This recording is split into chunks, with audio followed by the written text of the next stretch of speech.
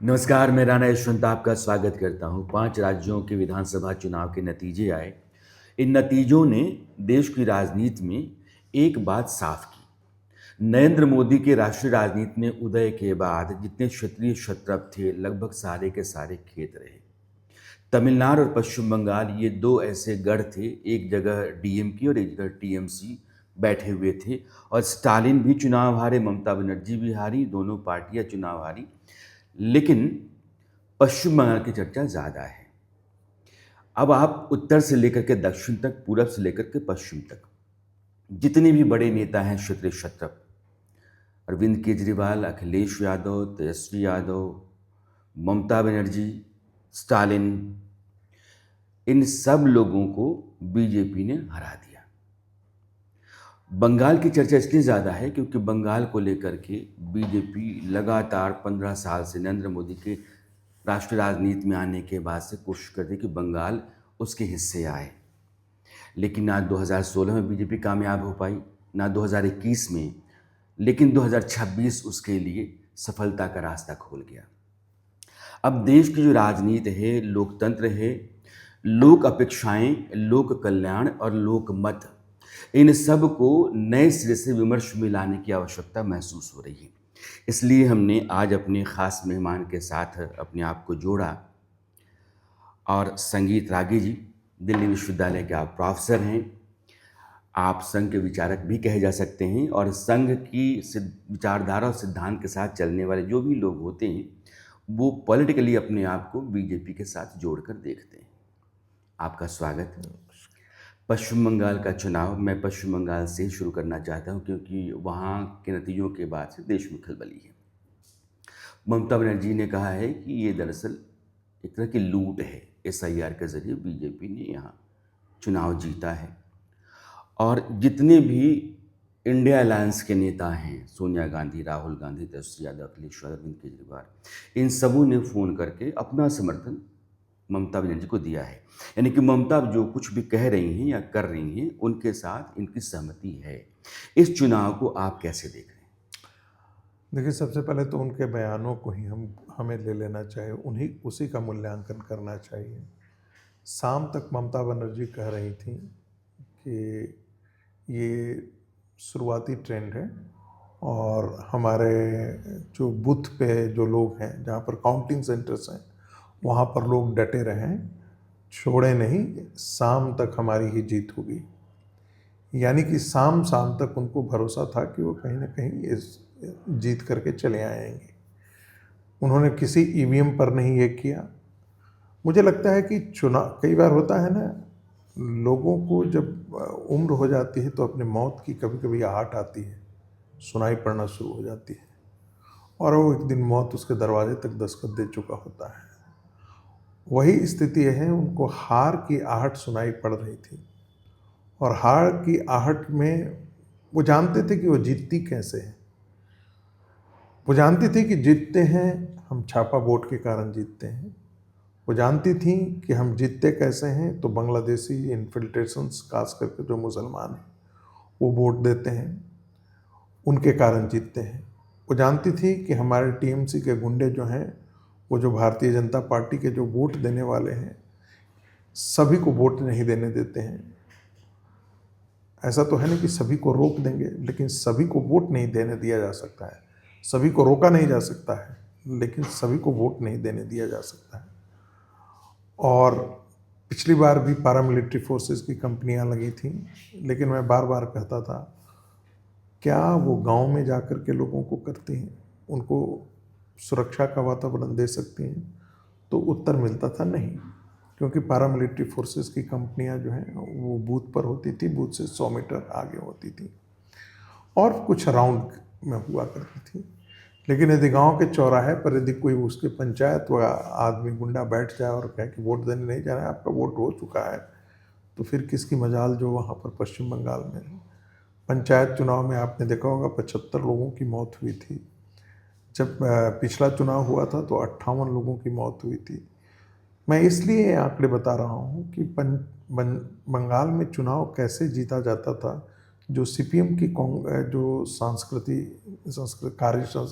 शैली थी, डर और भय का माहौल पैदा करना, वही डर और भय का माहौल ममता बनर्जी ने उसी का सहारा लिया, उसी को सूत्र बनाया, उसी को कुंजी बनाया अपने चुनाव जीतने के लिए। और जैसे ही ये सब हटाने की बात हो गई, एसआईआर के थ्रू हुआ, सीआरपीएफ को वहाँ अधिकार दे दिया, चुनाव आयोग ने जैसे ही अफसरों की बदली करना शुरू कर दिया, चुनाव आयोग ने बाहर से ऑब्जर्वर्स ला करके खड़ा कर दिया, और वह सब सीनियर ऑफिसर्स थे, आईएएस थे, आईपीएस थे, ऐसे लोगों को खड़ा कर दिया। ममता बनर्जी के लिए बड़ा आसान होता था अपने राज्य के चुनाव, अपने राज्य के जो अधिकारी थे उनके थ्रू वोटिंग को मैनिपुलेट करना उनके लिए आसान था। लेकिन जब बाहर से दबिश पड़ी तो वो उसको न्यूट्रलाइज कर दिया। नतीजा सामने है कि 93%, 92%, कहीं कहीं 96% भी वोटिंग हुई है। तो मैं इसलिए कह रहा हूँ कि ये चुनाव में हारने की आहट उनको पता था कि हम हार रहे हैं, और इसकी उन्होंने भूमिका बनाई। उनको पता था कि ये जो वोट कटे हैं वो हमारे वोट कटे हैं। उनको पता था कि ये सारे बांग्लादेशी मुसलमान हैं, या तो मर गए हैं या भागे हुए हैं। इन लोगों का जो वोट हमारे लिए पड़ जाता था, इसीलिए कोई मुख्यमंत्री पहली बार आकर के गाउन पहन करके सुप्रीम कोर्ट में बात कर रही थी, एसआईआर का इतने बड़े पैमाने पर विरोध कर रही थी। सभी ने एसआईआर के बारे में बात किया, बिहार में भी किया, उत्तर प्रदेश में भी बात हुई। लेकिन जिस स्तर पर ममता गई, यानी कि एक प्रकार से वो बांग्लादेशी घुसपैठिए जो भारत के अंदर रह रहे हैं उनको आश्वस्त कर रही थी कि हम आपको बचाने के लिए हैं यहाँ पर, आपको डरने की ज़रूरत नहीं है।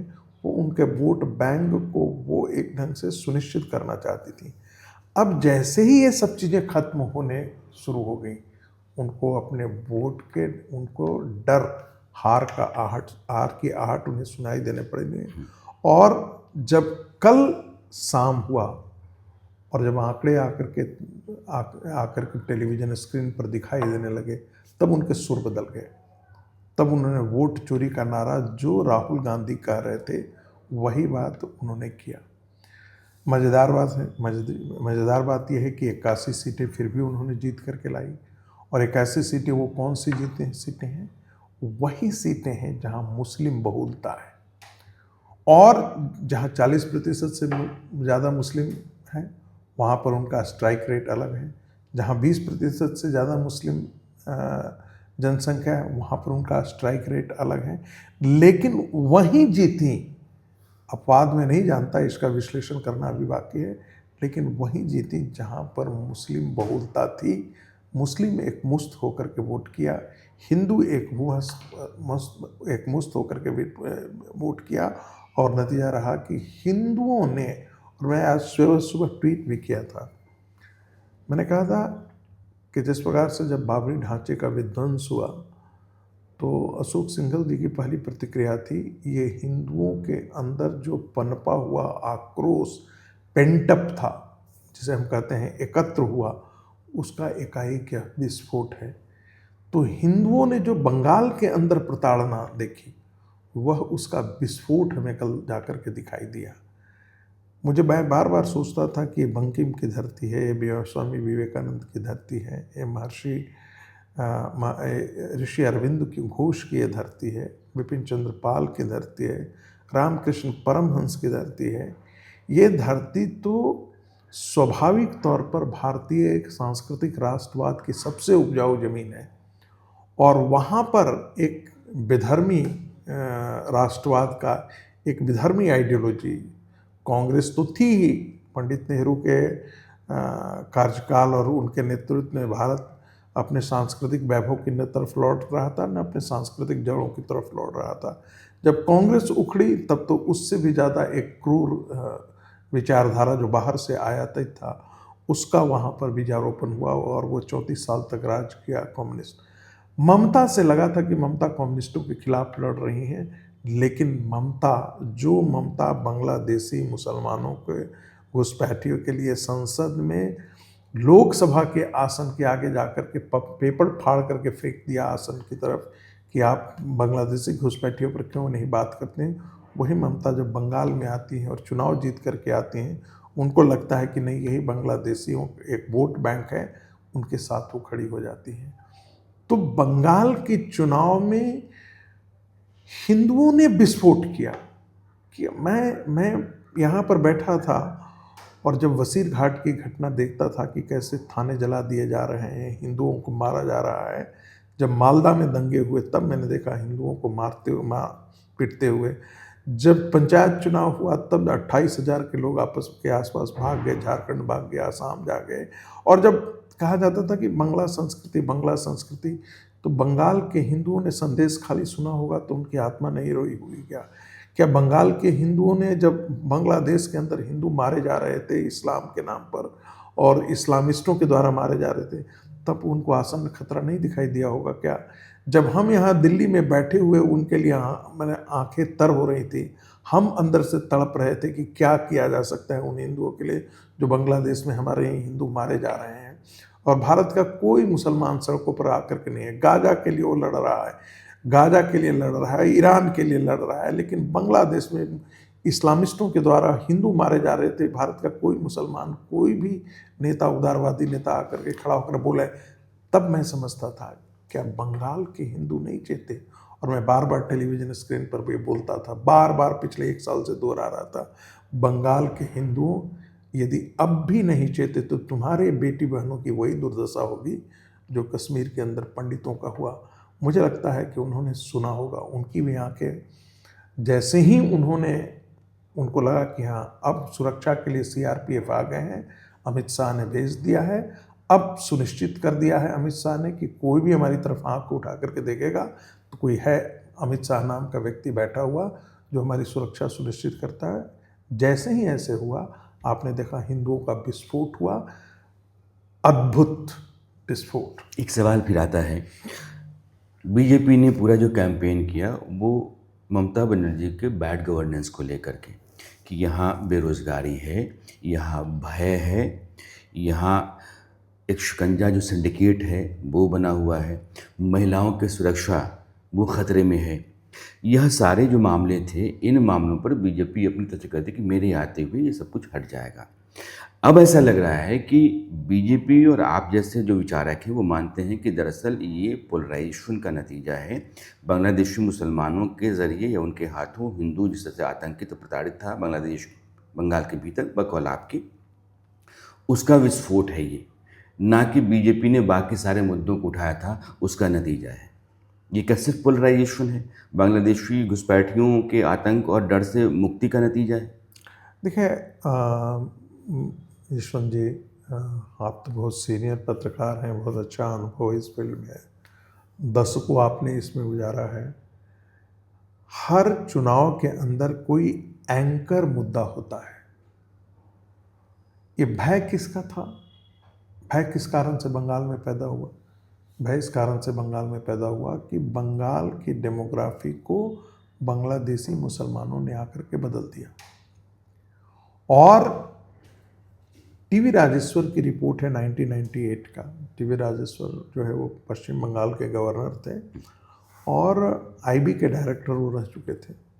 उनका रिपोर्ट बैक टू बैक एक यहाँ के प्रतिष्ठित अंग्रेजी डेली में छपा था। चूँकि चैनल है तो इसलिए मैं उनका नाम नहीं ले रहा हूँ, लेकिन टीवी राजेश्वर ने बैक टू बैक 2 आर्टिकल लिखा था जिसमें उसमें जिक्र था। बाद में मैंने भी कलकत्ता के एक प्रतिष्ठित अंग्रेजी अखबार के लिए लेख उसके बाद लिखा था कि बांग्लादेशी घुसपैठियों की बाढ़ आ गई है बांग्लादेश बॉर्डर के किनारे, और वहाँ के हिंदू औने पौने दाम पर अपनी घरों को, जमीन जायदाद को, पशुओं को बेच करके शहरों में सुरक्षा के लिए भाग रहे हैं। आप सोचिए, ये कब की घटना है? 1998 की घटना है। तब से 26 साल और 2 28 साल आप जोड़ लीजिए। 28 साल में क्या तहलका मचा होगा ये बताने की आवश्यकता नहीं है। सभी लोग कह रहा था कि वहाँ पर बांग्लादेशी घुसपैठ हो रहा है। हितेश्वर साकिया ने आसाम के अंदर जो है असेंबली में कहा कि 30 लाख बांग्लादेशी घुसपैठे मुस्लिम आकर के आसाम में बस गए हैं। उनको धमकाया गया, वो चुप रह गए।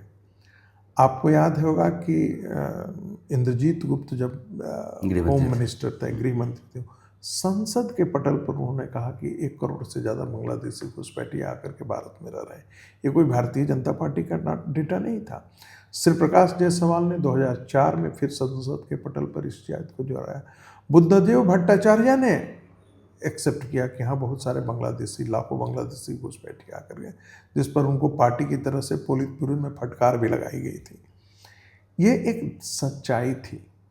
तो इस चुनाव में भी आपने देखा होगा कि भारतीय जनता पार्टी ने घुसपैठियों को बहुत महत्वपूर्ण मुद्दा बताया। और एक बात और ध्यान रखिएगा, जो पार्टी चुनाव का एजेंडा सेट करती है वो पार्टी चुनाव जीतती है, और जो पार्टी चुनावी एजेंडे पर प्रतिक्रिया करती है वो पार्टी चुनाव हारती है। 2024 के चुनाव में आप देखिएगा, संविधान बचाओ का नारा लगाया, एजेंडा सेट कर दिया, all of a sudden Congress party ने और भारतीय जनता पार्टी रिएक्ट की। नतीजा यह है कि लोकसभा के अंदर वो अपेक्षित परिणाम नहीं आया। भारतीय जनता पार्टी हर जगह प्रूव कर रही थी कि हम संविधान बचाने के लिए, हम संविधान के लिए कोई खतरा नहीं, वो जवाब देने के लिए।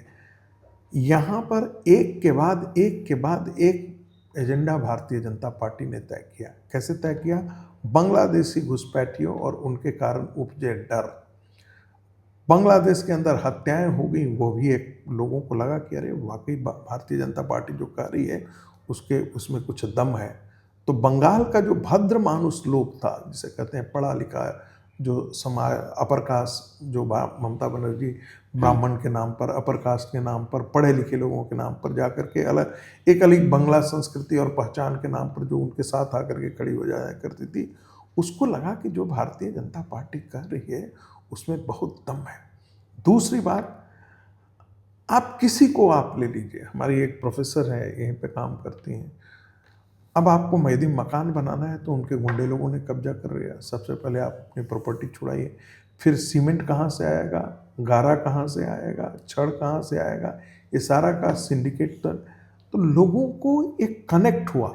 सुनील बंसल थे, सुनील बंसल जी ने बहुत ज़मीन पर कहा, बहुत कम ही लोगों को मालूम है कि सुनील बंसल जी मूलतः तो राजस्थान के हैं, लेकिन वो पश्चिम बंगाल में उनका घर है और पश्चिम बंगाल को बहुत जानते थे। तो वहाँ के लोगों के बारे में उनको पता था कि यहाँ पर एक्चुअली क्या हो रहा है। तो जैसे ही आपने करप्शन का मुद्दा लाया, गवर्नेंस का मुद्दा लाया, लोगों ने देखा कि आरजीकर मेडिकल कॉलेज में जब महिला को रेप करके हत्या की, तो ममता बनर्जी एक महिला मुख्यमंत्री थी, जिस प्रकार से आकर के वो उस व्यक्ति के प्रिंसिपल के पक्ष में आकर के खड़ी हुई, तो लोगों ने कहा अरे ये महिला, हम महिला होने के नाते ये उनकी जिम्मेदारी ज़्यादा बनती थी। तो लोगों ने भय, अपराध, करप्शन, इन सबको, अब मंत्री पकड़ा रहा है, शिक्षा मंत्री पकड़ा रहा है, उसके यहाँ नोटों की गड्डियाँ मिल रही हैं, 3 दिन तक उसको नोटों की गड्डियाँ गिनने में लग जाए। तो ये बातें क्या बंगाल की जनता, जो करप्शन मुद्दा था, मैं मानता हूँ कि एंकर मुद्दा जो था वो वही था, घुसपैठ। अब मैं एक अगला सवाल मेरा है, जैसे SIR के ज़रिए 91 लाख के आसपास लोग बाहर कर दिए गए, लेकिन 24-25 लाख लोग ऐसे थे जो तकनीकी आधार पर वोटर लिस्ट में नहीं लाए गए।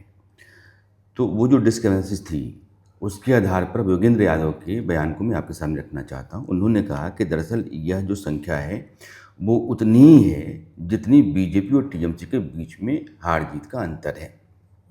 5-6% लोगों को आपने बाहर किया और 5-6% का मार्जिन आपकी जीत हार का है। दरअसल BJP ने इस SIR के ज़रिए अपनी जीत को सुनिश्चित करने के लिए वाजिब लोगों को वोट देने के अधिकार से रोका। देखिए, सबसे पहले तो BJP ने नहीं रोका, चुनाव आयोग ने रोका, और चुनाव आयोग ने जो रोका उसको एंडोर्स किसने किया? सुप्रीम कोर्ट ने एंडोर्स किया कि चुनाव आयोग की प्रक्रिया में हम दखल नहीं देंगे। एक, लेकिन इससे पहले मैं व्यक्ति पर आ जाता हूँ। योगेंद्र यादव को हम लोग बहुत गंभीरता से हमें नहीं लेना चाहिए। वो व्यक्ति राहुल गांधी के भारत छोड़ो अभियान का हिस्सा था, और राहुल गांधी का भारत अभियान भारत जोड़ने के लिए था या भारत तोड़ने के लिए था, ये बताने की जरूरत नहीं है।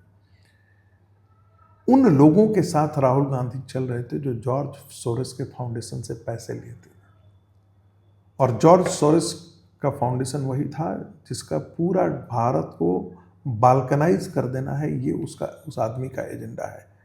तो योगेंद्र यादव को आप ध्यान में रखिएगा कि जब SIR का मुद्दा हो रहा था तो उन्होंने क्या कहा था? उन्होंने कहा था कि आपको डॉक्यूमेंट आपको दिखाने के लिए बोले तो आप डॉक्यूमेंट दिखाने नहीं जाए।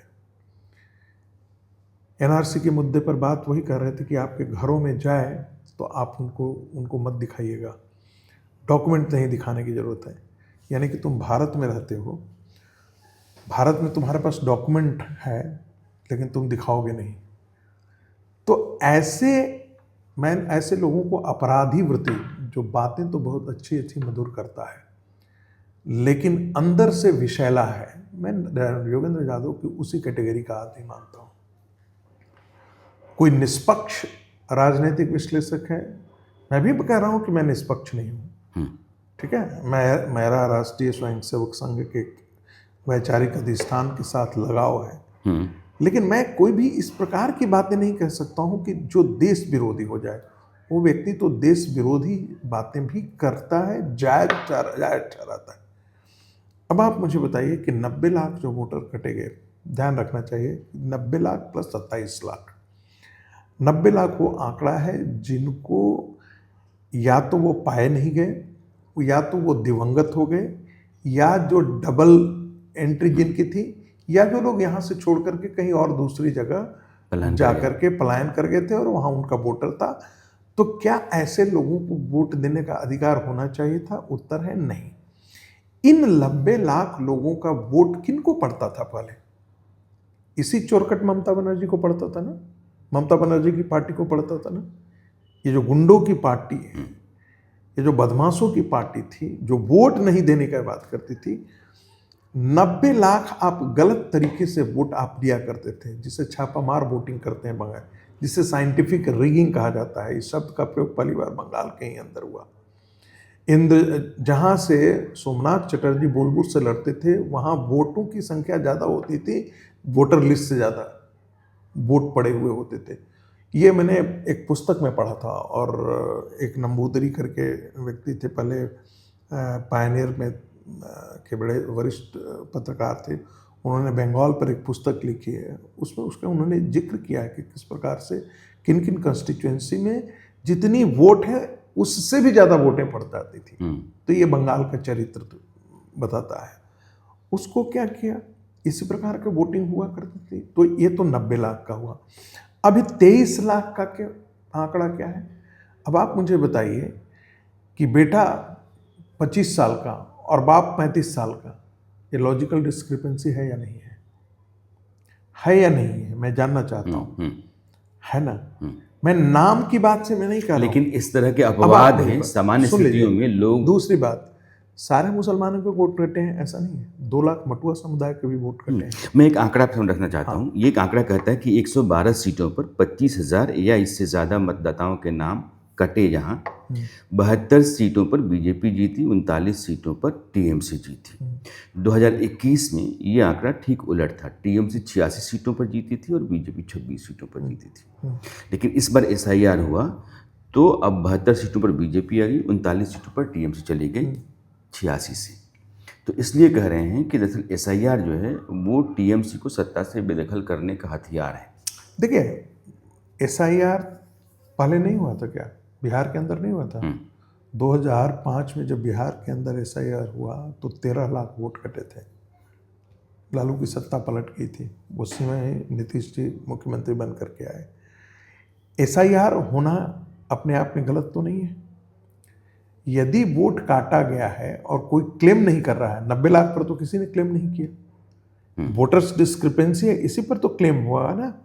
और उसको रोकने के लिए क्या किया आपने? आप SIR नहीं हो, आपने जजेस को आपने बंधक बना लिया। मैंने तो आज एक भी उदाहरण दिया, जजों को छुड़ाने के लिए कलकत्ता हाई कोर्ट को सुप्रीम कोर्ट का निर्देश चाहता है रातों रात कि आप किसी तरीके से, आप मुझे बताइए कि कहाँ देश के अंदर इस प्रकार की हत्या और बंधक बनाने की संस्कृति है?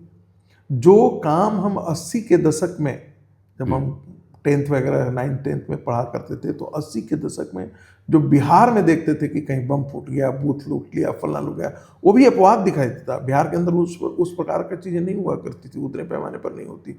उससे भी गया गुजरा, उससे भी निकृष्ट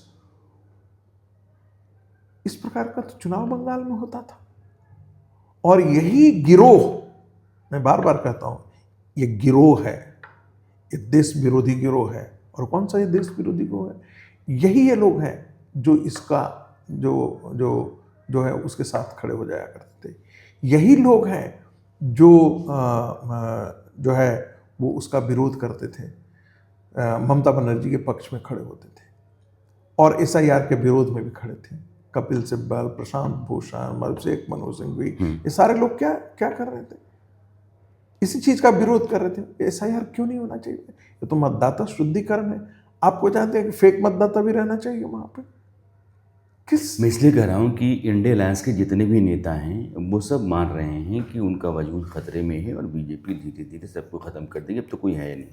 शरद पवार, उद्धव ठाकरे, स्टालिन, तेजस्वी यादव, अखिलेश यादव, अरविंद केजरीवाल, ये सब लोग जो हैं वो अब सत्ता से बेदखल हो गए हैं। केजरीवाल का बयान मैं आपको सुनाना चाहता हूँ, हालांकि उन्होंने ममता बनर्जी के लिए वहाँ कैंपेन भी किया है। उन्होंने कहा कि जब मैं जेल गया तो 1,48,000 वोट मेरी कॉन्स्टिट्यूंसी में थे। जब मैं जेल से निकला तो 1,06,000, 42,000 वोट कट गए और मैं 3,000 से चुनाव हार गया। तो मुझे हराने की यह तैयारी बीजेपी की थी और बीजेपी यह पूरी की पूरी तैयारी समूचे देश में कर रही है। ये बात मुझे बताइए, सबसे पहले तो ये बात मैं बता दूं कि जितने भी क्षेत्रीय पार्टियां हैं ये सब पारिवारिक पार्टियां हैं। इनको क्षेत्रीय पार्टियां मत कहिए। पारिवारिक पार्टी और परिवार का पार्टी में होना, दोनों में अंतर है। हमारे यहाँ भी भारतीय जनता पार्टी के अंदर भी आप देखेंगे, जिस पार्टी का मैं समर्थन करता हूँ, हमारे यहाँ निकल गया मेरे मुंह से, तो जिस पार्टी का मैं समर्थन करता हूँ उस पार्टी में भी परिवारवाद है। प्रवेश वर्मा यदि आए तो साहब सिंह वर्मा के बेटे थे इसलिए आए। राजनाथ जी के भी बेटे राजनीति में हैं, वसुंधरा जी के भी बेटे राजनीति में हैं। लेकिन इनमें से राजनाथ जी जैसा जो भारतीय जनता पार्टी का अध्यक्ष है वो ये नहीं तय कर पाता है कि हमारे बेटे का चुनाव में टिकट मिलेगा या नहीं मिलेगा। आप समझ रहे हैं? वसुंधरा जी चाह करके दोबारा मुख्यमंत्री नहीं बन पाई। क्लेम नहीं है, एंटाइटलमेंट नहीं है। उनके बेटे को मंत्री परिषद में जगह दी जाए, उनको नहीं हो पाया। और ऐसे तमाम मैं उदाहरण गिना दूंगा जिसमें बाप का वारिस बेटा हुआ है। ये तो ठीक है, मैं मानता हूं कि ऐसा भी नहीं होना चाहिए, लेकिन यहां तक मैं कहूंगा कि चलता है। मैं बार बार कहता हूं कि democracy is a choice not between good and bad. Democracy is a choice between bad and worse, between worse and worst. बुरा तो हर जगह है, कौन सबसे कम बुरा है ये ध्यान रखना चाहिए। अभी आप देखेंगे पारिवारिक पार्टी का मतलब ये होता है परिवार तय करता है सब कुछ। सिर्फ एक परिवार तय करता है मुख्यमंत्री कौन बनेगा, अध्यक्ष कौन बनेगा, कौन टिकट लेगा, किसको टिकट नहीं मिलेगा। क्या अखिलेश यादव की पार्टी में अखिलेश यादव के अलावा किसी की है हैसियत जो कुछ चीज को तय कर दे? क्या लालू प्रसाद यादव की पार्टी में उनके बाप बेटे के अलावा किसी की हैसियत है जो तय कर देता? क्या अभिषेक बनर्जी और उनकी जो ममता जी हैं उनके अतिरिक्त कोई तय कर देता हो उस पार्टी में? क्या जो है वो चंद्रबाबू नायडू की पार्टी में उनके और उनके बेटे के अतिरिक्त कोई तय कर देता? क्या उद्धव ठाकरे में ठाकरे परिवार के अतिरिक्त कोई तय कर देता नहीं? क्या बादल परिवार में कोई बादल परिवार के अतिरिक्त कोई तय कर देता? नहीं तय कर देता। ये सारे पार्टियां कांग्रेस के खिलाफ कब लड़ी हुई थी? एंटी कांग्रेस मूवमेंट के साथ क्षेत्रीय पार्टियां खड़ी हुई थी। और क्या उसमें एक नारों में परिवारवाद के खिलाफ, क्योंकि गांधी का परिवार चलवाद आ जाए, नेहरू ने अपनी बेटी को प्रमोट किया, बेटी ने श्रीमती गांधी ने अपने बेटे को आगे खड़ा किया, तो लोहिया जी के ज़माने से परिवारवाद के खिलाफ आंदोलन चल रहा था। एंटी कांग्रेसिज्म में लोहिया जी ने परिवारवाद को भी एक बहुत बड़ा मुद्दा बनाया है। ये जितने लोहिया के चेले थे, चाहे वो लालू हो चाहे वो मुलायम है, सबने आया जब सत्ता आया तो blood became thicker than ideology. Ideology sideline किया, ब्लड बिकेम जयराज। वहां पर आप देखें कि करुणानिधि जाते हैं तो उनका बेटा बन जाता है, बेटा जाते हैं तो अपने बेटे को ये कर देते हैं। चंद्रबाबू नायडू खड़े होते हैं तो चंद्रबाबू नायडू अपने बेटे को आगे खड़े कर देते हैं। तो ये तो हमको पहले इस देश में ये जो नैरेटिव है कि हर पार्टी में है, परिवारवादी होना, पार्टी में परिवार का होना और परिवारवाद पार्टी होना, दोनों में अंतर है। तो ये जितने खात्मा हुए हैं ये सब परिवारवाद पार्टी खात्मा हुए हैं। नरेंद्र मोदी के भारतीय जनता में नक्षत्र की तरह उदय होने के पश्चात ये सारे के सारे तारे, टिमटिमाटे तारे, सब के सब खत्म हो गए। उनके प्रकाश, ये सारे प्रकाशहीन हो गए हैं।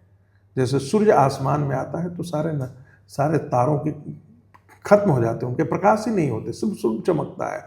ये सारे के सारे आज खत्म हो गए हैं, वो कोई वहां पर आपको दिखाई नहीं देगा। तो ये अपने अपने कुकर्मों के कारण हुए हैं। जैसे आपने कहा कि blood is thicker than ideology, वैसे ही बीजेपी के लिए power is thicker than ideology. आप बीजेपी की नीति रीति में जो नेता रहे, उन नेताओं को पीछे करके सत्ता तक पहुंचने के लिए उन नेताओं को अपनी तरजीह दी जो बाहर से आए, चाहे हिमंता बिस्वा शर्मा हो, चाहे सम्राट चौधरी हो, या फिर बंगाल में आपके ये नंदीग्राम के शुभेंदु अधिकारी हो, चाहे शुभेंदु अधिकारी हो। यह जो नेता आगे जाते हैं, बीजेपी जिस प्रिंसिपल की पार्टी अपने आप को क्लेम करती है और जिन नेताओं के ज़रिए वो सत्ता तक पहुंचती है, यह भी तो है कि आप ये न किन प्रकार सत्ता हासिल कीजिए सिद्धांत को छोड़िए। अब आप ये देखिए, गंगा जब गंगोत्री से निकलती है तो जब गंगा सागर में मिलती है तब तक वो प्रदूषित हो चुकी होती है, ये तो मानेंगे ना। बहुत सारी नदियों का प्रवाह आता है लेकिन कहलाती वो गंगा ही है, ठीक है। और गंगा सागर में लोग जाकर के, जहाँ गंगा सागर समुद्र से मिलती है वहाँ भी लोग गंगा में जाकर के स्नान करते हैं। मैं ऐसा इसलिए कहता हूँ कि जब कोई कार्डर बेस्ड पार्टी मास पार्टी बनती है तो फिर कार्डर जो है ना, वो फिर कार्डर बेस्ड पार्टी मास पार्टी बनने के लिए ये आवश्यक है कि आपको सारे लोगों को आपको समेट करके चलना पड़ेगा। और जब आप सारे लोग के समझते हैं तो शिव के गन की तरफ हो जाता है। आप कह सकते हैं कि आइडियोलॉजी मूल सूत्र नहीं बिखरना चाहिए। बात इतनी है, बाहर से आए कहीं से आए, जो लोग आए वो भारतीय जनता पार्टी के मूल चिंतन के खिलाफ जाकर के खड़े हो गए या वो उस मूल चिंतन के साथ खड़े हो रहे, ये देखना है। बाहर से नदी आई, गंगा में मिलती है तो गंगा की तरह हो जाती है या वो अपने की तरह गंगा को बना लेती है, ये हमको ध्यान रखना है। अब फिर आप कहेंगे कि देखिए आप गंगा की पवित्रता को मैं ये नहीं कह रहा कि डायलूशन हुआ नहीं है, लेकिन क्या भारतीय जनता पार्टी अपने सांस्कृतिक राष्ट्रवाद को छोड़ दी? नहीं। आज चाहे शुभेंदु अधिकारी ने सबसे पहला क्या किया, और इस पर मैंने ट्वीट भी किया, उन्होंने कहा मुसलमान हमको वोट नहीं देता है। भारतीय जनता पार्टी को कई बार गलतफहमियां CSDS और अमुक संस्थानों से होती है। 8% मुसलमानों ने भी वोट दिया, 6%, और भारतीय जनता पार्टी को दिमाग में घूरना शुरू हो जाता है कि ये देता है। शुभेंदु अधिकारी ने कहा मुसलमानों ने कोई वोट नहीं दिया। तो लाइन ऑफ थिंकिंग बहुत क्लियर है ना। अरे वो नहीं करता है भाई, वो वोट जिहाद करता है। खुल करके बोलने में हम करते क्या है कि हम पॉलिटिकली करेक्ट होना चाहते हैं, तो हम खुल करके बोलते नहीं कि हाँ मुसलमान नहीं हमको वोट देता है इसलिए मुसलमानों को हम सीट भी नहीं कंटेस्ट करने के लिए दें। हम उनको देते हैं तो वो हार भी जाते हैं, क्योंकि मुसलमान कैंडिडेट को भारतीय जनता पार्टी जब खड़ा करती है तो मुसलमान भी उसको वोट नहीं करता है, उसको एक्सेप्ट नहीं करता है। वैसे ही हिमंता बिस्वा शर्मा ने कहा कि भाई हमको मियाओं का वोट नहीं चाहिए, बांग्लादेशी मुसलमानों का वोट हमको नहीं चाहिए, खुल करके बोला। तो जब खुल करके जब आप हिंदुत्व के साथ खड़े हो जाते हैं तो हिंदुत्व का भी रिटर्न वैसे ही होता है। जब आप लुंज पुंज हो जाते हैं तो आपके लिए परेशानियां पैदा हो जाती हैं। हिंदुत्व के साथ आप बंगाल खड़ा हुआ तो हिंदुओं ने खुल करके मतदान किया। हिंदुत्व के साथ आज हेमंत विश्व शर्मा खड़े हुए तो खुल करके हिंदुओं ने उनके साथ खड़ा किया। जब किंतु परंतु में हम फंस जाते हैं तब हमारे लिए समस्या पड़ हो जाती लेकिन है। जो आपका सांस्कृतिक राष्ट्रवाद, हाँ, जो आपने कहा ना कि कई बार ऐसा होता है जसवंत जी, जब नदी को पार करना होता है ना तो आप 90 डिग्री पर नहीं पार करते हैं, कुछ दूर धारे के साथ बहना होता है। तो इसलिए ऐसे लोगों को लेना भी आपको बहुत आवश्यक पड़ जाता है। यदि आप जहां पर तीन लोगों की पार्टी है वहां पर आपको यदि 206 पहुंचना है तो ऐसे लोगों को आपको साथ लेना पड़ेगा। सवाल है कि वो किन शर्तों पर आ रहे हैं। क्या आपके मूल वैचारिक अधिष्ठान को चोट करते हुए? उत्तर है नहीं। आपके वैचारिक अधिष्ठान के साथ खड़े हैं? उत्तर है हाँ। चाहे वो आप सम्राट को देखें, यदि सम्राट का आप पिछले 7 साल के अंदर आप मूल्यांकन करें, मान लिया कि जो शुभेंदु अधिकारी का मूल्यांकन करें, वो हेमंत विश्व शर्मा का मूल्यांकन करें, वो हेमंत विश्व शर्मा जो है वो पार्टी में आकर के आपकी पार्टी की विचारधारा को अपना लेते हैं, आप में वो खप जाते हैं और आप में रम जाते हैं। आप मानते हैं कि ठीक है, उस तरह के लोगों को शामिल किया जाना चाहिए। आरोप हम तो संघ में भी यही बोलते हैं। आज का जो स्वयंसेवक है वो तो स्वयंसेवक है, आज का जो स्वयंसेवक नहीं है वो कल का स्वयंसेवक है। लेकिन एक सवाल ये होता है कि जिन लोगों को आप लेकर के आते हैं, जब मुकुल रॉय को लेकर के आते हैं, आप हेमंता को लेकर के आते हैं, अजीत पवार को लेकर के आते हैं, तो होता है कि इनके ऊपर जो भ्रष्टाचार के मामले होते हैं इनकी जांच की जाती है, इनके पीछे एजेंसीज लगाई जाती हैं। ये जब बीजेपी के साथ आ जाते हैं तो बीजेपी सब कुछ कहती है ठीक हो गया। जब किसी दूसरी पार्टी में लोग होते हैं तो अब आपके ऊपर आरोप बीजेपी के ऊपर ये है कि एजेंसियों का इस्तेमाल करके भी बीजेपी सत्ता में बने रहने के लिए अपनी गुंजाइश बना के रखती है। तो एजेंसियों का सबसे ज़्यादा बेजा इस्तेमाल बीजेपी कर रही है और चुनाव आयोग जैसे जो संस्थान हैं इनका भी इस्तेमाल बीजेपी कर रही है सिर्फ सत्ता में रहने के लिए। देखिए, मैं एजेंसियों का दुरुपयोग हुआ है या उपयोग हुआ है, मैं ये नहीं कहूँगा कि कांग्रेस पार्टी के समय होती या नहीं थी। कांग्रेस पार्टी के समय भी दुरुपयोग होती थी। मैं ये नहीं कह रहा हूँ कि भारतीय जनता पार्टी, क्योंकि मेरे पास इस प्रकार की चीज़ें नहीं है जो हम कहें कि वो दुरुपयोग किया है, वो पकड़ा गया हो तो हम कहें कि हाँ ये दुरुपयोग किया है। क्योंकि जो भी है केसेस जो चल रहे हैं तो उसमें दुरुपयोग हुआ है या नहीं हुआ है ये कहने की स्थिति में मैं नहीं हूँ। दूसरी बात, आप देखिए, इसमें कोई दो राय नहीं है कि उन लोगों पर भ्रष्टाचार था, लेकिन एक बात मुझे बताइए, जब उन पर भ्रष्टाचार के आरोप थे तो क्या वे पार्टियां और उनके नेता उन पर मानते थे कि उन पर भ्रष्टाचार है, या तब वो कहते थे कि भारतीय जनता पार्टी गलत आरोप लगा रही है? जब हेमंत विश्व शर्मा के खिलाफ भारतीय जनता पार्टी आरोप लगाती थी तब तो यही कांग्रेस पार्टी कहती थी कि से नहीं, ये तो गलत आरोप है। जब यही शरद पवार के खिलाफ आरोप लगाया जाता था तब कहती थी कि नहीं, शरद पवार के खिलाफ गलत आरोप लगाया जाता था। अजीत पवार के खिलाफ जब आरोप जनता पार्टी लगाती थी तो यही लोग कहते थे कि नहीं। कहते थे या नहीं कहते थे? ठीक है, लेकिन तो पॉलिटिकल कन्वीनियंस से पॉलिटिकल पार्टियां काम करती हैं। मैं इसे मैं गलत सही में नहीं कह रहा हूँ। कुछ ऐसा होता है ना, जैसे गेंद आप खेल रहे हैं, फुटबॉल के मैदान में हैं और वो यदि लंगी मारता है और आपको फॉल, जिसे हम बिहार की भाषा में कहते हैं लंगी मारना, यदि वो लंगी मार रहा है तो आप शांति से तो ऐसा तो नहीं करेंगे कि हमें वो बहुत लंगी मारता है, हमको चोट लगता है। जब तक भारतीय जनता पार्टी ये काम कर रही थी वो आगे नहीं बढ़ रही थी, क्योंकि बाकी लोग लंगी मार करके आगे बढ़ रहे थे। तब एक अमित शाह जैसा आदमी निकल करके भारतीय जनता पार्टी को, एक व्यक्ति आता है, कहता अच्छा तुम लंगी मारते हो, अब जब टिट फॉर टैट हम भी करना शुरू करेंगे, अब बताते हैं तुमको। क्या अमित शाह के साथ जो कांग्रेस पार्टी ने किया था वो ठीक था? क्या नरेंद्र मोदी के साथ फंसाने के लिए जो काम सोनिया गांधी ने की थी वो क्या ठीक था? क्या इन सबों के साथ जो दुर्व्यवहार किया गया था वो जायज है?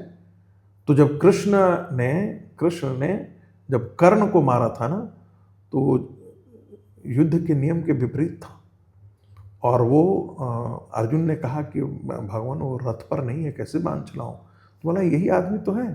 5 दिन पहले अभिमन्यु का सामूहिक वध में यह भी तो शामिल था। इसलिए मारो इसको, ये क्योंकि धर्म के विरुद्ध खड़ा है। तो जो जो धर्म के विरुद्ध भारतीय सांस्कृतिक राष्ट्रवाद के खिलाफ जो जो खड़ा है, ये सब आताताई है, ये सब असुर है, इनका वध, राजनीतिक वध आवश्यक है, और उसके लिए जो कुछ भी भारतीय जनता पार्टी कर रही है वो सब जायज है। 12 साल हो गए हैं, नरेंद्र मोदी प्रधानमंत्री हैं और बीजेपी के स्टार कैंपेनर हैं। उनकी पूछ परख सब जगह होती है। पश्चिम बंगाल के चुनाव में मैंने कई तस्वीरें देखी। एक गरीब आदमी है, उनके पोस्टर पर किसी ने पीक फेंक दिया है, वो अपना कपड़ा निकाल कर उसको साफ कर रहा है। एक महिला है, उनके पोस्टर के सामने खड़ा होकर उनसे बात कर रही है। एक पर्सनल अटैचमेंट आप सब जगह छोड़ जाते हैं। नरेंद्र मोदी का वो कौन सा फैक्टर है जो 12 साल बाद भी फेड आउट नहीं कर रहा है? क्या कारण है? देखिए, नरेंद्र मोदी का जो व्यक्तित्व है, मैं मानता हूँ उसका विश्लेषण अभी इस समाज को करना बाकी है। लेकिन मैं एक, अब फिर आप कहेंगे कि आप बहुत इसे अन्य लेवल पर ले जा रहे हैं। मैं बार बार कहता था, नरेंद्र मोदी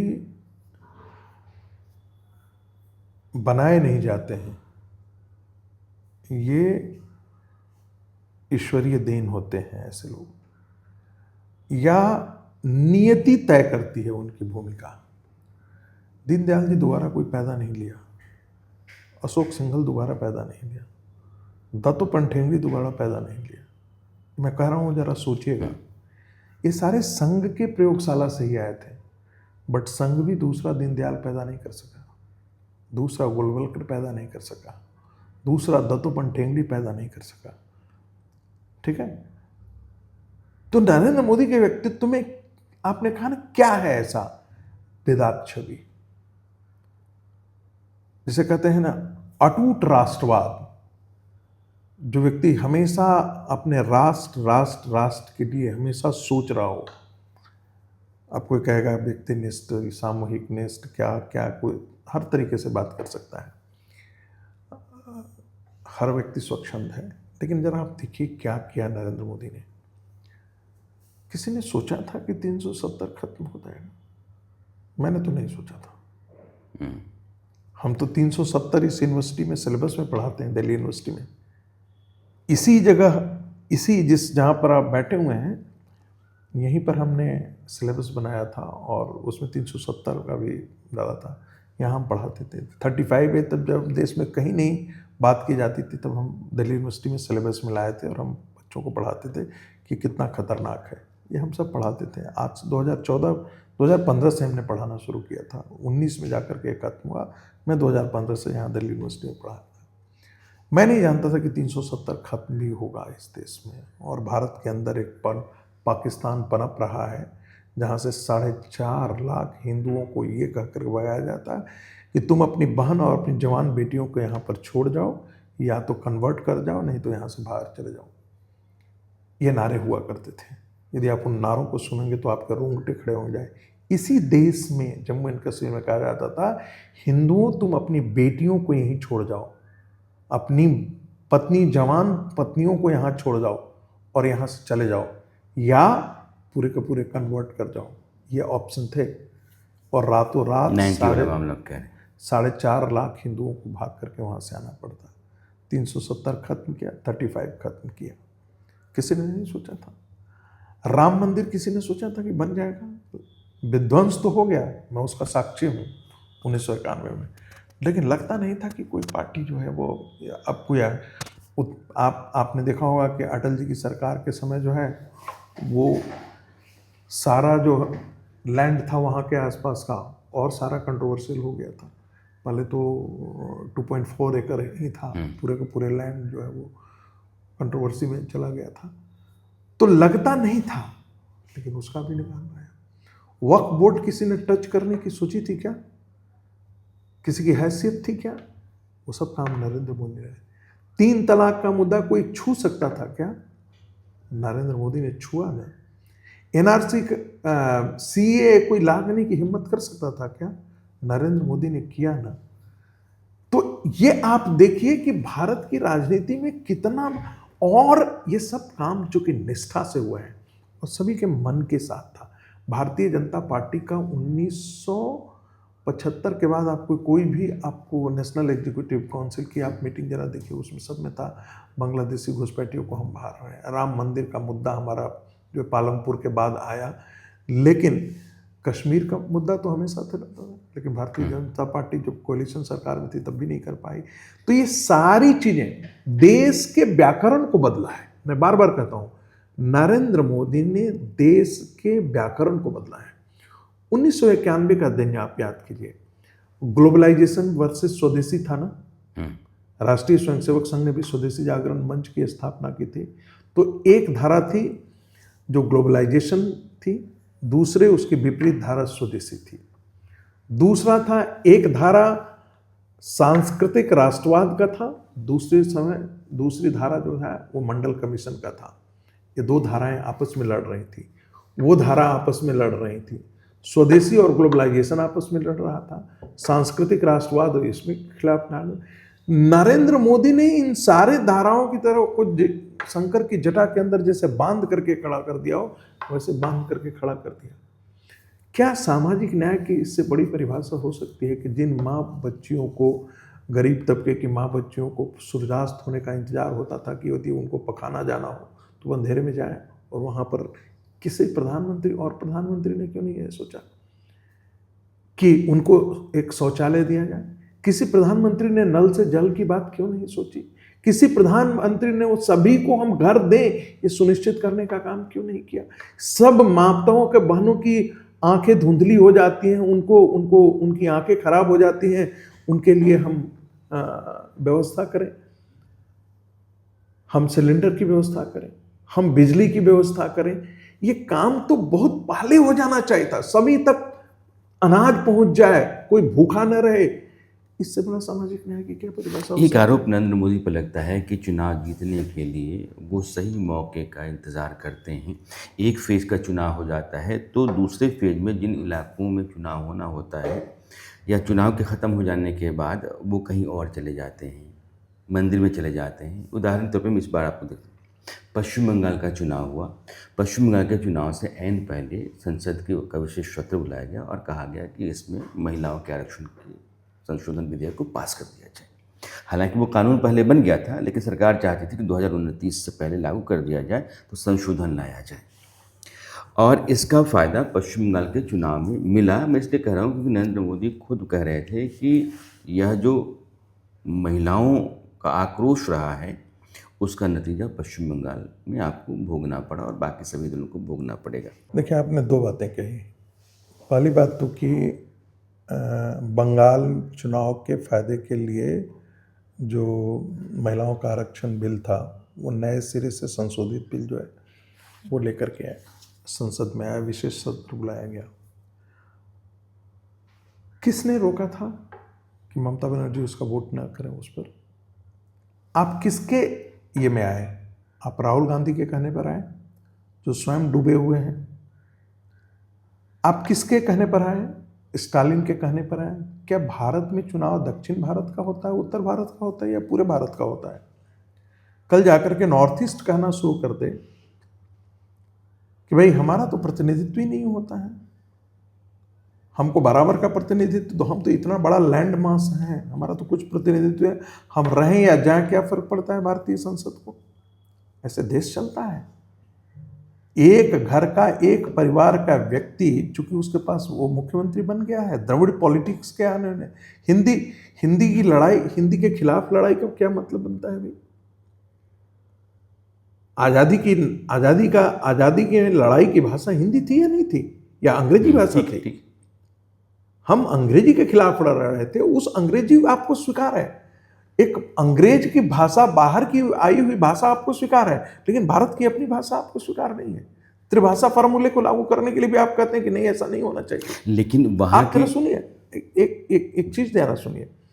तो चूंकि डीएमके ने इसका विरोध किया, इसीलिए ममता जी ने भी विरोध किया, राहुल जी ने भी विरोध किया, पूरा इंडी गठबंधन, और प्रधानमंत्री ने तो कहा था यदि सभी साथ आ जाएंगे तो सभी क्रेडिट लेंगे, हम कर तो दो, तो फायदा तो सभी को होता। इन्होंने नहीं किया, ठीक है। दूसरा, आपने कहा कि उस दिन वो मंदिर चले जाते हैं, कहीं यहाँ जैसे चले जाते हैं। आरोप लगता है कि नहीं, नहीं, आखिरी फेज का 2000 चुनाव है, मैं आपको आपने बताता हूँ, कैंपेन खत्म किया, आप जाकर कैलाश मंदिर में बैठ गए। मैं कह रहा हूँ 2021 के चुनाव में वो काली मंदिर चले गए थे। ठीक है, तो भारतीय मुझे जनता पार्टी राजस्थान का चुनाव था। भारतीय जनता पार्टी चुनाव जीत गई थी, हार गई अच्छा थी ठीक ना। है, हाँ। काली मंदिर में गए थे। हम्म। इस बार तो काली मंदिर में भी नहीं गए थे। भगवान कहा तो यही जाता है कि काली जो है वो बंगाल की देवी हैं, तो वो तो ज़्यादा अटैच करते हैं वहाँ के लोगों से। इस बार तो तो बाबा 2021 में काली मंदिर गए लेकिन हार गए। वो हार गए, और इस बार बाबा विश्वनाथ के हाथ है तो जीत गए। अरे भाई, ऐसा नहीं होता है। अच्छा, मेरे सवाल अब आखिरी, अखिलेश यादव ने अभी कहा है कि 2027 के विधानसभा चुनाव जो उत्तर प्रदेश में होने हैं उससे पहले बीजेपी महिला आरक्षण विधेयक कानून जो बनाना है उसको पास कर दे, नहीं तो मैं ये मानूंगा कि बीजेपी दरअसल कुल बात बनाती है, महिलाओं के हितों की हामी नहीं है।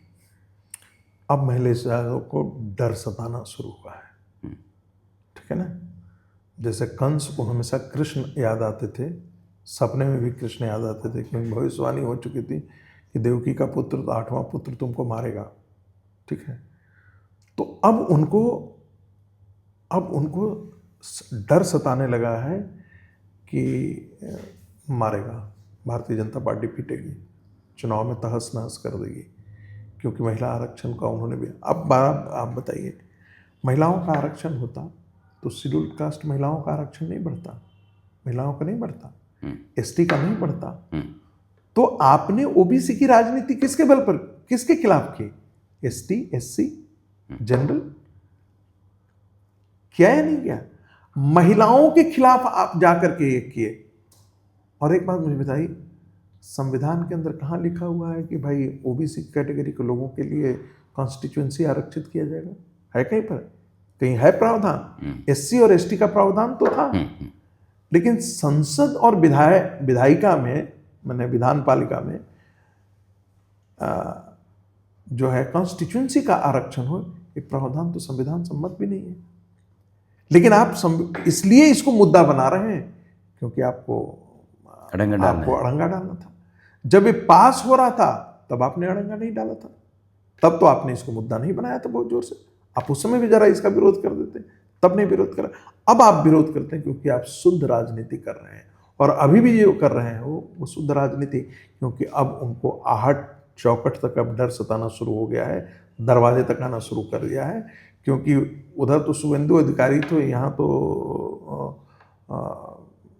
एक प्रखर राष्ट्रवादी योगी आदित्यनाथ के रूप में एक अलग ही मुख्यमंत्री है। उनकी छवि तो ऐसे ही है, गेरुआ वस्त्र के साथ साथ वो भी छवि है। तो उनको लग रहा है कि बटेंगे तो कटेंगे। ये नारा यदि उत्तर प्रदेश में चल गया तो इस बाढ़ में, इस आंधी में, इस तूफान में, हिंदुत्व के इस तूफान में फिर जातीय अस्मिताएं कहीं नहीं रहेंगी। ये डर सताना शुरू कर दिया है अखिलेश यादव। इसलिए आपसे चर्चा अमित शाह के बगैर पूरी नहीं हो सकती है। जब 2014 में नरेंद्र मोदी आए तो उत्तर प्रदेश का प्रभार अमित शाह के पास था, और जैसे ही बीजेपी ने वहाँ 71-72 सीटें जीती तो अमित शाह कौन है देश जानने लगा। और जो सबसे बड़ा किला रहा पश्चिम बंगाल, उसकी जीत अमित शाह के नाम जाती है, क्योंकि 15 दिनों तक उन्होंने वहाँ अड्डा डाला और बार बार ने कहा कि 4 मई को नतीजे 1 बजे आएंगे, और दे दी tata goodbye. Amit Shah की जो चुनाव रणनीति, चुनाव प्रबंधन है, ऐसा क्या है कि बीजेपी लगातार जीतती चली जाती है और अमित शाह को उसका भरोसा बना हुआ है? देखिए, मुझे लगता है कि हर चुनाव से पहले Bharatiya Janata party booth level तक मैपिंग करती है। मैंने बिहार के चुनाव में देखा, गुजरात की टीम थी, हम गए, किसी एक एरिया का नाम नहीं बताऊंगा, एक केंद्रीय मंत्री के साथ ही था, और मैंने अपनी आंखों के साथ, जिस दिन वो आए हम भी साथ ही गए थे, मैंने देखा कि गुजरात की टीम आई, शाम में हम लोग चाय पी रहे थे, और सारे कॉन्स्टिट्यूएंसी का ब्रेकअप, कौन हमारे साथ है कौन नहीं है, इतना वो होमवर्क पहले से करके तैयार था। तो ये जो पन्ना प्रमुख ये सब जो कि एक पन्ना पर कितना है तो उसका प्रमुख कहता गया, यानी कि reaching out to the lowest level जिसको जाकर के करना है। एक दूसरा मैंने कहा बूथ मैपिंग, और अपने लोगों में भरोसा रखना। आप देखेंगे कि बिहार चुनाव था तो अमित शाह जाकर के वहाँ 19-20 दिन तक जमे रहे, जितने भी कमजोरियां थी नट बोल्ट था वो सब टाइट कर दिए थे। उत्तर प्रदेश के प्रभारी बन करके गए थे तो भारतीय जनता पार्टी 73 सीटें जीत करके लेकर के आई थी। तो कुछ बात तो है कि हर जगह एक के बाद एक सफलता के बाद एक सफलता के बाद दूसरी सफलता, दूसरी सफलता के बाद तीसरी सफलता। बंगाल के अंदर भी वो रह करके आए, और मुझे याद है आजकल वीडियो एक बड़ा वायरल हो जा रहा था कि शायद जब वो बंगाल दौरे पर थे तो पूछा था, ममता बनर्जी ने कहा था कौन अमित शाह है, तो बहुत बड़ी भीड़ थी, और बहुत बड़ी भीड़ में अद्भुत उत्साह था। उसके बीच में अमित शाह जी ने कहा कि दीदी को मैं बता देना चाहता हूँ कि मैं अमित शाह हूँ और मैं भारतीय जनता पार्टी का एक छोटा सा कार्यकर्ता हूँ। नहीं बताया कि वो जनरल सेक्रेटरी हैं, भारतीय जनता पार्टी का एक छोटा सा कार्यकर्ता हूँ। बंगाल मुझे भेजा गया है, बंगाल आया हूँ और हम तृणमूल को उखाड़ करके दम लेंगे। मैं यहाँ तृणमूल को उखाड़ने आया हूँ। ये वो संबोधन था 2014 का उनका, समझ रहे हैं। और मुझे बताया जाता है कि 2021 में जब चुनाव भारतीय जनता पार्टी आई और बीजेपी के उस समय कैलाश विजयवर्गीय जब जाकर के उनको बताया, रिपोर्ट करने गए कि हम 77 सीटें जीते, तो उन्होंने पूछा था हम क्यों हारे इतना सीटें। और मेरा अब भी गट फीलिंग कहता है, और वही बंगाल के कई लोग कहते हैं कि यदि उस समय भी फेयर एंड फ्री इलेक्शन हुआ होता जो इस प्रकार का हुआ है, तो उस समय भारतीय जनता पार्टी सत्ता में 2021 में आ गई होती। तो उसके बाद से अमित शाह जी के साथ मैं मानता हूं कि जैसे नरेंद्र मोदी जी को अमित शाह मिले हैं, वैसे ही अमित शाह जी को सुनील बंसल मिले हैं। तो सुनील बंसल हो, धर्मेंद्र प्रधान हो, भूपेंद्र यादव, अद्भुत ये सारे लोग हैं। अद्भुत इनकी कार्यशैली है। बिहार चुनाव के अंदर भी धर्मेंद्र प्रधान जी थे, भूपेंद्र यादव जी ने बिहार में भारतीय जनता पार्टी के लिए बहुत काम किया। जो भारतीय जनता पार्टी के स्तर पर मैंने बहुत सारे संगठन मंत्री देखे हैं, और सबसे ज़्यादा कहा जाता है कुशाभाऊ ठाकरे के बारे में। कुशाभाऊ ठाकरे गढ़ते थे लोगों को, कार्यकर्ता गढ़ते थे। अद्भुत संगठन के व्यक्ति था। अभी भी आप भारतीय जनता पार्टी के नेताओं से आप बात करें तो श्रद्धा में उनका सर नमन के लिए झुक जाता है कुशाभाऊ ठाकरे जी का नाम लेने के बाद। लेकिन अमित शाह की तुलना किसी से नहीं की जा सकती। वो ऐसे नहीं हैं, he wants job to be done. आप लल्लो चप्पो कर करके जो हम सुनते हैं उनके बारे में कि आप लल्लो चप्पो कर करके चापलूसी करके आप उनके साथ नहीं खड़े रह सकते हैं। You have to perform. तो जिसे हम कहते हैं ना कि अपने अंदर भी आग है, हमको कैसे करना है। आपने उनके भाषण को सुना होगा, सिर्फ उसमें आक्रोश नहीं होता है, उसमें अपने इमोशन की अभिव्यक्ति भी होती है कि अक्साई चीन हमारा है और हम एक ले करके रहेंगे, पाक ऑक्युपाइड कश्मीर हमारा है, हम ले करके रहेंगे। जब वो बोलते हैं तो सिर्फ आक्रोश नहीं झलकता है। मैंने किसी भी नेता को इस प्रकार से बोलते हुए नहीं देखा है संसद में। अमित शाह जब बोलते हैं तो उन्हें लगता है वो इमोशन भी है कि हमारा ही है, हमसे छीना है, हमको एक दिन इसको दोबारा लौटाना है। एक सवाल आपसे और जानना चाहता हूँ। संघ और बीजेपी चुनावों के दौरान बहुत समन्वय में काम कर रहे होते हैं, और कई राज्यों में देखा है कि संघ बहुत पहले से लग जाता है चुनाव से पहले की तैयारियों में। हरियाणा और बिहार में तुम्हें देखा हुआ है। बीजेपी की जो कोर टीम है, जो चुनाव प्रबंधन का काम या जो रणनीति होती है उसका काम देखती है, और संघ, इन दोनों के बीच में कोऑर्डिनेशन कैसे होता है? ये जो उनके काम करने का तौर तरीका है वो क्या है? देखिए, ये थोड़ी सी गलतफहमी लोगों को मिटा देनी चाहिए कि भारतीय जनता पार्टी और राष्ट्रीय स्वयंसेवक संघ शायद जैसे लगता हो मिलकर के चुनाव लड़ते हो। संघ अलग है, भारतीय जनता पार्टी अलग है। ठीक है।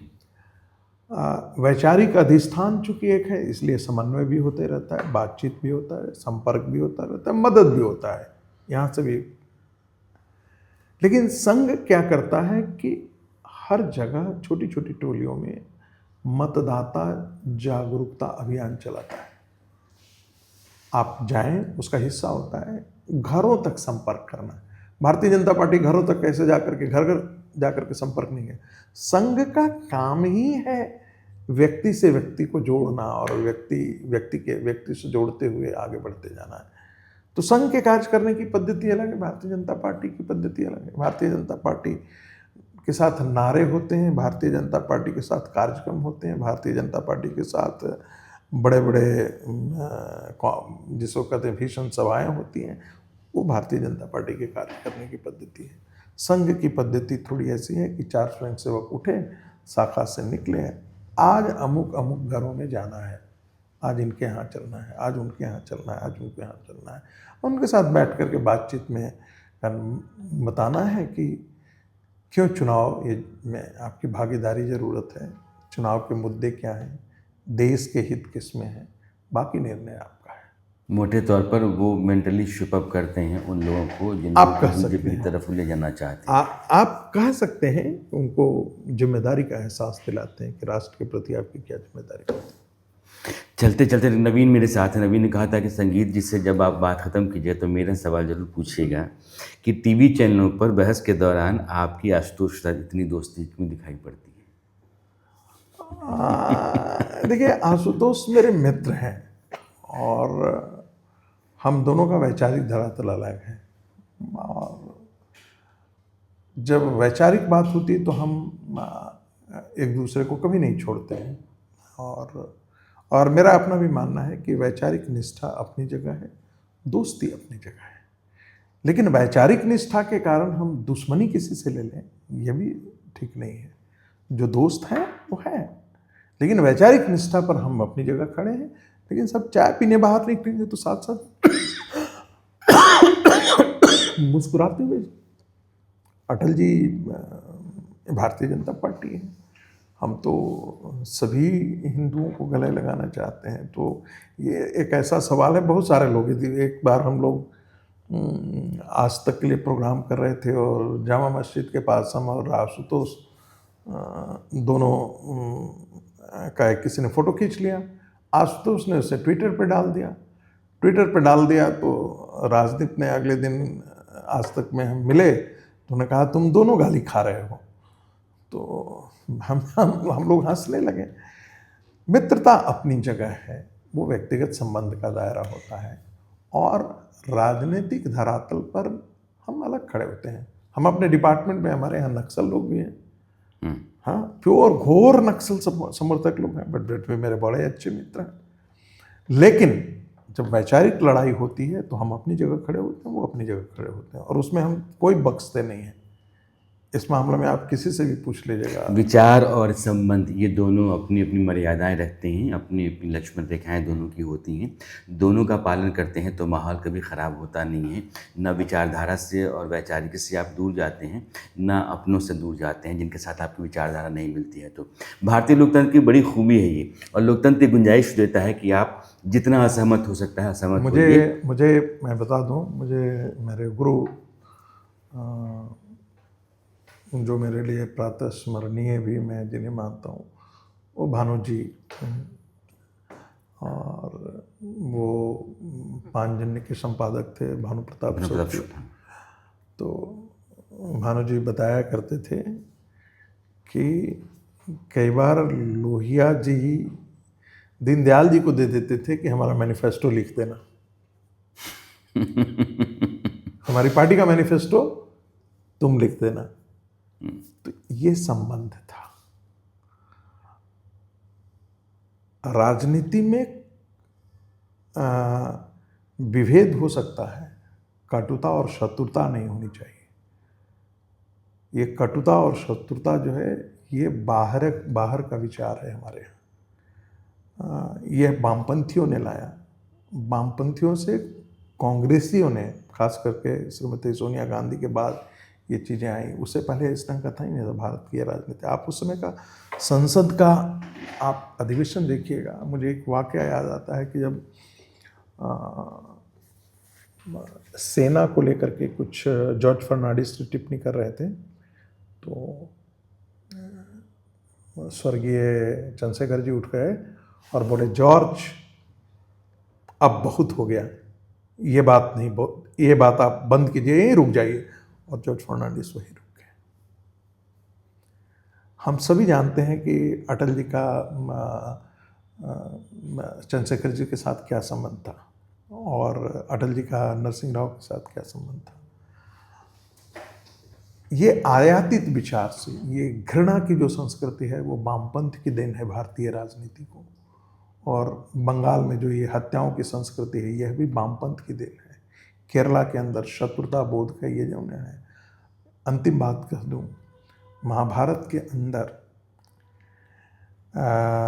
ये तो हमारे यहाँ परंपरा रही है कि भीष्म तो लड़ रहे थे ना, कौरवों की तरफ से लड़ रहे थे, लेकिन साम में उनके पास कौरव भी जाते थे, पांडव भी जाते थे, क्योंकि वो लड़ जरूर रहे थे, लेकिन उनका हृदय पांडवों के धर्म के प्रति, उनके प्रति भी था, और सब अपनी मन की बात कह करके आते थे। तो एक जगह ऐसा होता है जहाँ पर आप कोई आवश्यक नहीं है कि आप शत्रुता बोध लिए हुए समाज के अंदर जिए, ये आवश्यक नहीं है। वैचारिक निष्ठा के साथ आप जिए, ये बहुत आवश्यक है, लेकिन शत्रुता बोध के साथ जिए किसी के लिए, ये आवश्यक नहीं है। ये नहीं है। चूँकि चर्चा के आखिर में लेफ्ट का जिक्र अभी किया संगीत जी ने, भारत के इस बार के चुनाव में लेफ्ट का एकमात्र राज्य बचा हुआ था केरल, वो भी चला गया। और इस विचारधारा को लेकर के बहुत सारे सवाल होते रहे। सोवियत संघ के टूटने के बाद पूर्व यूरोप, चाहे हंगरी है, रोमानिया है, पोलैंड है, वहाँ से लेफ्ट ख़त्म होता चला गया और भारत के भीतर भी जो एकमात्र राज्य था वो भी लेफ्ट के हाथ से चला गया है। तो विचारधाराएं गलत नहीं होती हैं, लेकिन मुझे लगता है कि हर देश की अपनी संस्कृति, परंपरा, मिजाज होता है। अगर वो विचारधाराएं उसके परिवेश में नहीं ढल पाती हैं तो संकट खड़ा हो जाता है। भारत एक अलग तरह का देश है। मैं एक चीज़ बताऊँ, मैं बार बार एक चीज़ में छोड़ दिया हूँ जी। हर राष्ट्र का उसका एक अपना गुरुत्व केंद्र होता है, सहमत, जिसे हम कहते हैं ग्रेविटेशनल सेंटर। ये मोबाइल है ना, ये मोबाइल यहाँ खड़ा है, इसको आप धक्का देंगे ना तो ये अपने संतुलन बिंदु की तरफ लौटना चाहता है, हमेशा लौटने की कोशिश करता है। हर राष्ट्र का उसका एक गुरुत्व केंद्र, एक संतुलन बिंदु होता है। हिंदुत्व भारत का गुरुत्व केंद्र है, ये सूत्र है। हिंदुत्व को जो पकड़ेगा वो भारत संस्कृति की रक्षा करेगा। हिंदुत्व से दूर जाएंगे तो हम भारत संस्कृति की रक्षा नहीं कर पाएंगे। भारत हिंदुत्व के उस गुरुत्व केंद्र की तौर लौट रहा है और बंगाल विजय जो है उसी एक अभियान का हिस्सा है। इतनी बात कहना चाहता हूँ। संगीत जी, लंबी चर्चा आपके साथ रही लेकिन दिलचस्प रही है। बहुत बहुत शुक्रिया आपका समय निकालने के लिए। आप भागम भाग में हैं, आपके पास वक्त की तंगी भी रहती है। अरे नहीं, कोई तंगी नहीं है, मैंने आपको परेशान किया कि नहीं आज तो बात करनी है, तो बहुत शुक्रिया आपका।